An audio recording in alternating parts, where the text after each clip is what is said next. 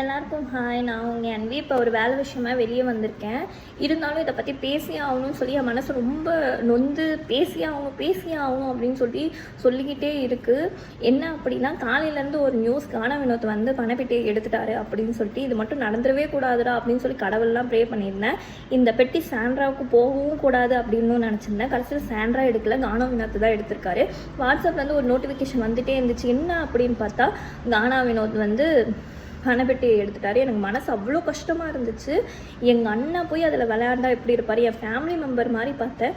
அந்த ப்ரோமோவை பார்த்தோன்னு நான் மனசு உடஞ்சிட்டு எனக்கு லிட்டரலாக கண்ணெல்லாம் கலங்க ஆரம்பிச்சிச்சு. ஏன்னா டைட்டில் வின்னர் அவர். இன்னைக்கு இருந்திருந்தாலும் டைட்டில் அடிச்சிருக்க வேண்டிய அவர் அவசரப்பட்ட பணப்பெட்டியை எடுத்திருந்தார்.